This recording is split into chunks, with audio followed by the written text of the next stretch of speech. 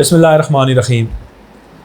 حضرت عثمان غنی رضی اللہ تعالیٰ عنہ کی وہ مظلوم شخصیت ہے کہ ان کے اچھے کام کو بھی ان کے معترضین نے، ان کے اوپر اعتراض کرنے والوں نے ان کے برے کام بنا کے پیش کیا۔ ان میں سے ایک واقعہ یہ ہے کہ آپ جامع القرآن تھے، آپ نے دوسری دفعہ قرآن جمع کیا، لیکن فسادیوں نے، بغض اور کینہ پرور لوگوں نے اور عبداللہ ابن سبا کی ذریت نے آپ پہ یہ الزام لگایا کہ آپ نے قرآن کے تمام نسخوں کو جلا دیا۔ اگر حدیث اور تاریخ کی کتابوں پہ اس واقعے کو دیکھیں تو یہ واقعہ یہ ہے کہ ایک صحابی رسول تھے حذیفہ ابن یمان، وہ لشکر کے ساتھ روم کے بارڈرز کے اندر موجود تھے۔ وہاں پہ انہوں نے ایک وقت نماز پڑھی تو ایک شخص کے پیچھے جب انہوں نے نماز پڑھی تو اس کی قرت ان کو عجیب لگی۔ انہوں نے اس سے پوچھا تو اس نے کہا جی ہم نے اسی طریقے سے سمجھا ہے اس کو۔ تو حذیفہ ابن الیمان کو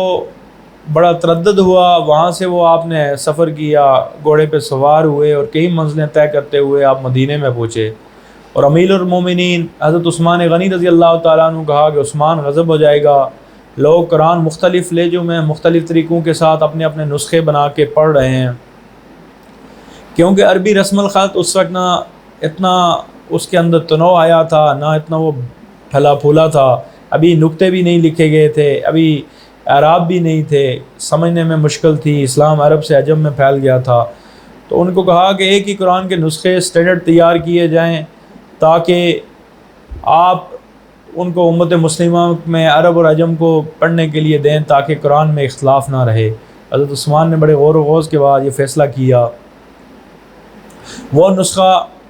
جو حضرت ابوبکر صدیق کے دور میں تیار کیا گیا تھا وہ حضرت حفصہ کے پاس تھا، اس کو منگوایا، اور زید بن ثابت جنہوں نے اس وقت بھی قرآن لکھا تھا ان کو کہا کہ آپ قرآن کی کاپیز تیار کریں۔ اس سٹینڈرڈ نسخے سے وہ قرآن کی کاپیاں تیار کی گئیں اور امت مسلمہ کے تمام صوبوں کو بھیجی گئی۔ اور اس کے بعد آپ نے یہ کیا کہ جتنے بھی صحابہ کے پاس جو قرآن کے نسخے مخطوطے، آج کی دور میں پرنٹنگ کا سسٹم جس طرح ہے اس طرح نہیں تھا، مخطوطے تھے جس میں صحابہ اپنے تفسیری نوٹ لکھا کرتے تھے، جس میں مختلف ایسی آیات بھی تھیں جو منسوخ تلاوت تھی اور وہ اب نسخے میں شامل نہیں ہونی چاہیے تھی۔ پھر تفسیری نوٹ تھے جس میں ان لوگوں کو تو سمجھ آتی تھی کہ یہ قرآن کا حصہ نہیں ہے لیکن آنے والے لوگوں کے لیے فتنہ ہو سکتا تھا، تو حضرت عثمان غنی نے وہ تمام قرآن جمع کیے جس میں قرآن کے علاوہ آج سے کچھ چیز لکھی ہوئی تھی تو ان کو جلایا دیا، اور سٹینڈرڈ قرآن کا وہ نسخہ جو سیدنا ابوبکر صدیق کے دور میں تیار کیا گیا تھا، جس کی ترتیب بھی نبی صلی اللہ علیہ وسلم کی ترتیب کے مطابق تھی، کیونکہ اس وقت یہ چیز تھی کہ وہ کتابی شکل میں قرآن لوگوں کے پاس نہیں ہوتا تھا، وہ مختلف پارچہ جات میں لوگوں کے پاس ہوتا تھا،